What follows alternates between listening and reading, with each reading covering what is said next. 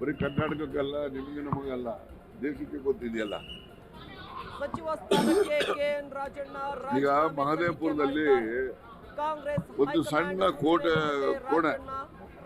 ಅದರಲ್ಲಿ ಸುಮಾರು ಒಂದು 300 ಜನ ವೋಟರ್ಸ್ ಆಗ್ತಾರೆ ಬೋಗಸ್.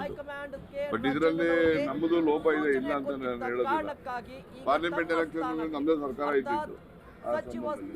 ಅಧಿಕಾರಿಗಳು ಯಾರು ಲೋಪ ಮಾಡಿದ್ದಾರೆ ಅದನ್ನು ನಾವು ಅವ್ರ ಮೇಲೆ ಕ್ರಮ ತಗೋಬೇಕಾಗಿತ್ತು.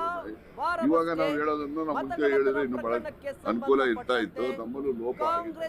ಆದ್ರೆ ಇದನ್ನ ಇಡೀ ದೇಶದಲ್ಲಿ ಈ ರೀತಿಯ ಒಂದು ಮೋಸದ ಕೃತ್ಯದ ವತಿಯಿಂದ ಮತದಾರಗಳನ್ನ ಸೇರ್ಪಡೆ ಮಾಡಿಸೋದು, ಅವ್ರಿಗೆ ಬರುವಂತ ಮತಗಳನ್ನ ಮತ್ತೆ ಅವರ ವಿರೋಧಿ ಮತಗಳನ್ನ ತೆಗೆದಾಕ್ತಕ್ಕಂತ ಇದೆಯಲ್ಲ, ಇದು ಪ್ರಜಾಪ್ರಭುತ್ವಕ್ಕೆ ಮಾರಕವಾದಂತಹ ಕೃತ್ಯ ಅಂತೇಳಿ ನಾವೆಲ್ಲ ಖಂಡನೆ ಮಾಡಬೇಕು. ಇದಕ್ಕೆ ಜನರನ್ನ ಜಾಗೃತಿಗೊಳಿಸ್ತಕ್ಕಂಥದ್ದು ಕೂಡ ಮುಂದಿನ ಯಾವುದೇ ಚುನಾವಣೆಗಳಲ್ಲಿ ನಿಮ್ಮ ಮತದಾರರ ಪಟ್ಟಿಯಲ್ಲಿ ನಿಮ್ಮ ಹೆಸರು ಇದೆಯಾ ಇಲ್ವಾ, ಇಲ್ಲದೆ ಇದೆ ಯಾವ ಕಾರಣಕ್ಕೆ ಅದನ್ನ ತೆಗೆದಾಕಿದ್ದಾರೆ, ಮತ್ತೆ ಯಾವ್ದಾದ್ರು ಹೊಸದಾಗಿ ನಮ್ಮ ಮನೆ ಪಕ್ಕದಲ್ಲೇ ಸೇರ್ಕೊಂಡ್ಬಿಟ್ಟಿದ್ರೆ ನಾವು ಅದನ್ನು ಕೂಡ ಸರಿಯಾಗಿ ನಾವು ಸಂಬಂಧಪಟ್ಟಂತ ಅಧಿಕಾರಿಗಳಿಗೆ ತಿಳಿಸಿ ಅಂತವನ್ನೆಲ್ಲ ಡಿಲೀಟ್ ಮಾಡಿಸುವಂತ ಕೆಲಸನೂ ಕೂಡ ಮುಂದಿನ ದಿನಗಳಲ್ಲಿ ಮಾಡ್ತಕ್ಕಂಥದ್ದಕ್ಕೆ ಈ ರೀತಿಯ ಒಂದು ಸಭೆ ಸಮಾರಂಭದಿಂದ ಜನರಲ್ಲಿ ಜಾಗೃತಿಯನ್ನ ಗೊಳಿಸಲಿಕ್ಕೆ ಸಾಧ್ಯ. ದೇಶಕ್ಕೆ ಗೊತ್ತಿದೆಯಲ್ಲಪ್ಪ ರಾಹುಲ್ ಗಾಂಧಿ ಅವರು ಬರೋದು.